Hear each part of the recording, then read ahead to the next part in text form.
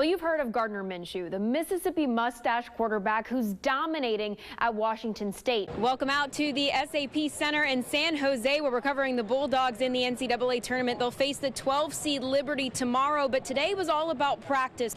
And you can play a couple games with your kids. For example, why don't you practice some of your pitching skills? I think I should practice mine right now, okay? Here we go. I'd say that was a strike, a little high, but I would say it's a strike. Ole Miss looking to snap a 10-game losing streak to the Bulldogs, but Mississippi State coming off a monster win over Texas A&M. Mississippi State will face Arizona State tonight in the NCAA Portland Regional semifinals. And if the Bulldogs do advance, well, they'll be heading to the Elite Eight for the third consecutive season. So Mr. Ely is a five-star recruit out of Jackson Prep, and about, 30 minutes ago, give or take, he made the decision to go to, obviously, Ole Miss. Jerry, tell us why Ole Miss. 5 straight wins for the Rebels over the Golden Eagles, and a great night for Rebel freshman Knox LaPosser. The Jackson Prep alum basically played in front of a home crowd tonight. He's from Madison, Mississippi. He said he had a ton of family members and friends here tonight cheering him on. And he was in at catcher for Cooper Johnson. Johnson out on a 1-game suspension. So Knox doesn't normally get these opportunities. He really took advantage of it tonight. He went 2 for 4 and had 3 RBI. Ethan Small, the starting pitcher for the Bulldogs tonight, did get the start in Game 2 back in that March series, but he said none of that will matter in tonight's matchup. Hey guys, I spoke to both coaches from the Mississippi team and the Alabama team before the game just to kind of get a feel of what went on in practice this week. So Coach Smith on the Alabama side said the script did kind of flip this week in practice. They were expecting a lot out of the wide receivers. The Bulldogs actually get a break from the SEC tonight. They're hosting Louisiana Tech for homecoming, the other Bulldogs. Mississippi State beat La Tech by 36 points last season. Keep that in mind. Let's head out to Davis Wade Stadium, see how that game went today.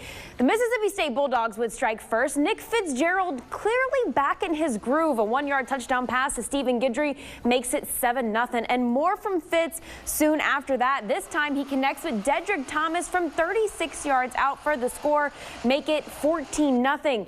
And what do you know? Another Fitzgerald touchdown pass, 23 yards to Kylan Hill. The Bulldogs seem to be loving that side of the end zone as well today. It's 21-3 still in the first. And last but certainly not least, Fitz doing what he does best, on his feet for 33 yards. Mississippi State wins big, 45-3 the final. Fitz finished the day with 243 yards and 4 touchdowns in the air, 107 yards on the ground.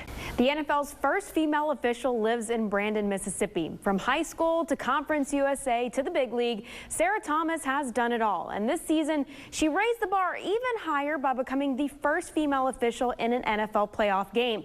Thomas joined me at Northwest Rankin, where her kids attend school, and we talked about her journey to becoming a trailblazer for women in sports. Sarah Thomas stumbled upon officiating in her early 20s. It all started when she was kicked off an all-male basketball team because she was a girl.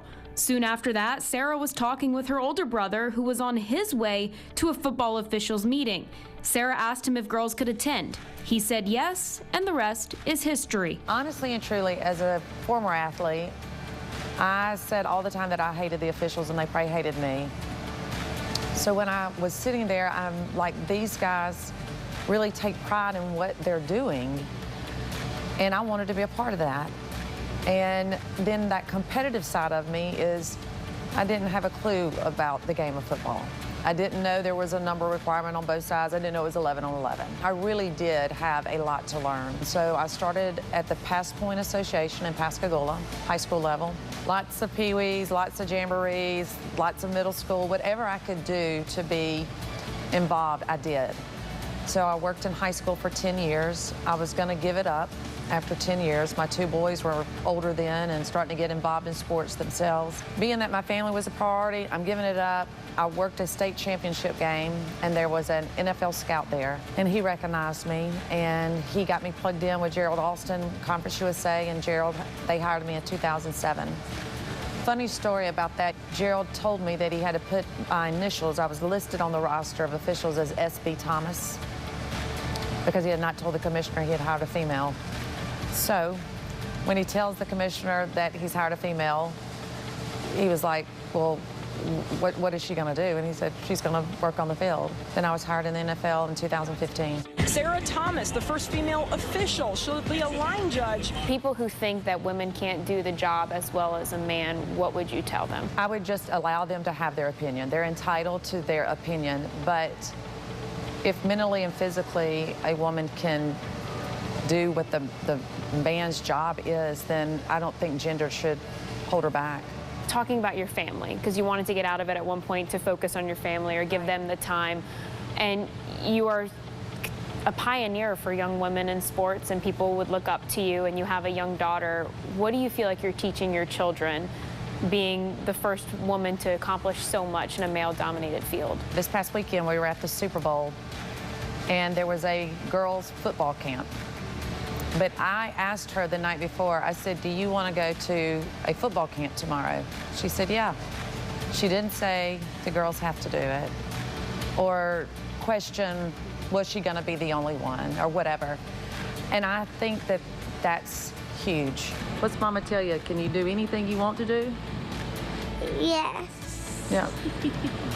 Getting started walking in with your brother, could you have ever dreamt that you'd be the first female official in the NFL? Never. Never. She's the first woman to earn an on-field assignment for an NFL playoff game. I have no idea how long this journey will go. I'll go as long as my body's capable of going and keeping up. And after that, I don't know. I have no idea. Sarah remains the NFL's only female official, but she did say there are 3 other women in the NFL's developmental program.